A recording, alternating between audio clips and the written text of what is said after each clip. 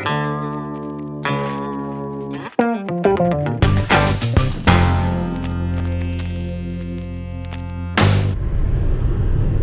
everybody, this is Uber Ed coming at you on my way to work as usual to Dallas to drive.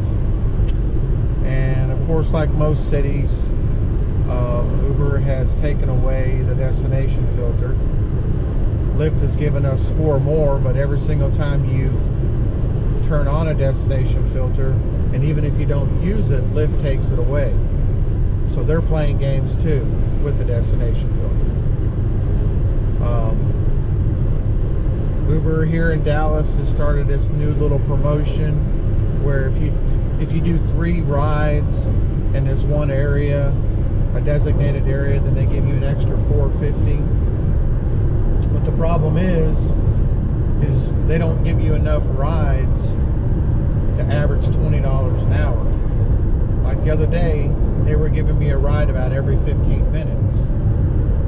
So, and there was another time where I was only getting 2 rides or 3 rides in this area, and they were short $3 rides.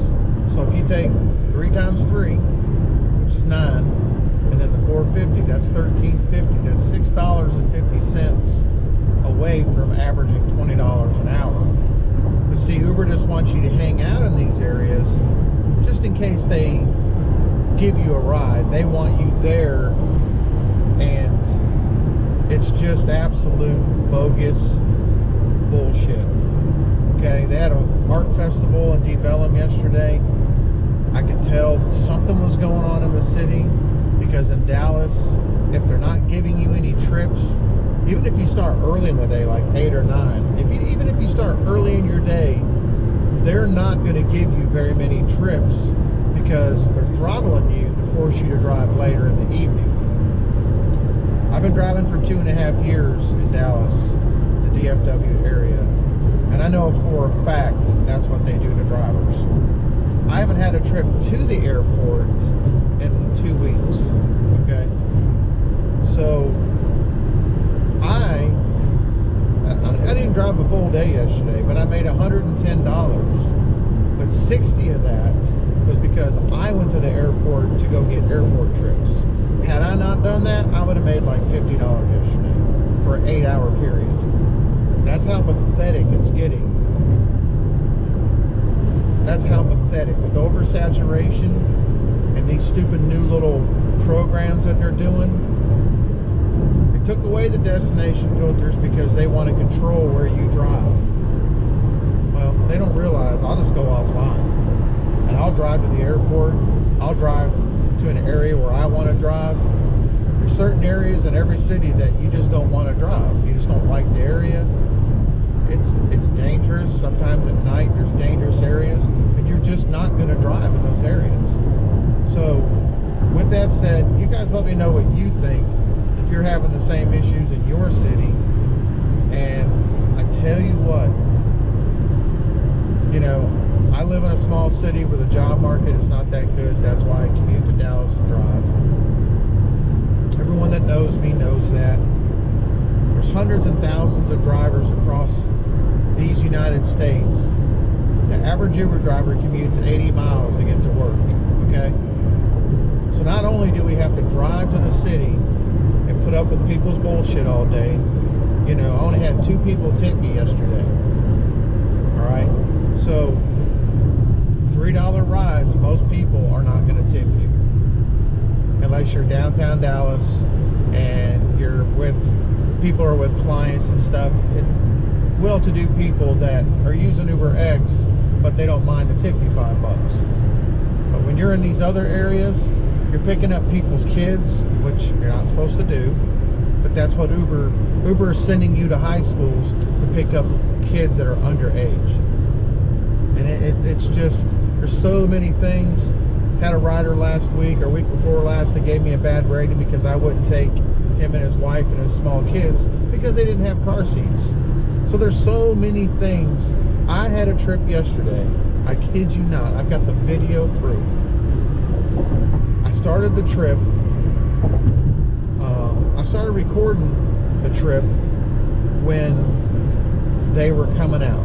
But I had already been sitting there for 5 minutes. Okay?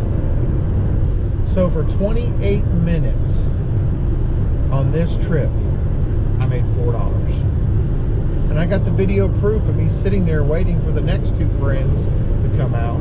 Then the dude's up front, tying his shoes, smacking his shoes against my seat and against my dashboard, trying to get his shoes on or whatever. I was sitting in my car watching the guy let his dog out on his terrace or his balcony. I mean, I was watching all this going on, and I'm asking the rider in the back seat, I go, have you contacted him? You know? So, and then when the guy gets in my car, he's starting to bust my chops about taking a faster route. I'm like, dude, you sat in your apartment for 5 minutes when I got here, and you basically want to bust my chops on how to get you there faster? No. It doesn't work. And I have video proof that all three people in the back seat of my car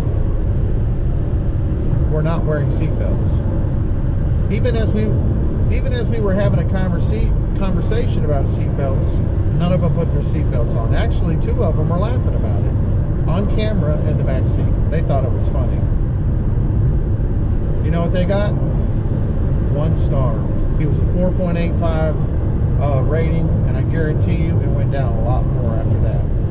So anyways, I'm done ranting, but the shit's real. The problems are real. People are taking advantage of us. Riders are taking advantage of us. Uber and Lyft are taking advantage of us.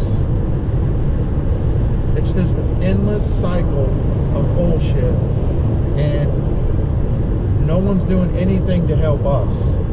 There's nothing that everybody wants us to strike. Everybody wants us to, you know, hold together and strike. Well, guess what? We can't. We all have bills to pay. Okay? We got families to feed. The lawmakers, the cities, legislation, Chamber of Commerce, everybody needs to band together and help the Uber drivers. Well, we're not going to be here anymore. Okay? This is Uber Ed. I hope you appreciated the rant. I'll have another one soon. You guys have a great day. Peace out.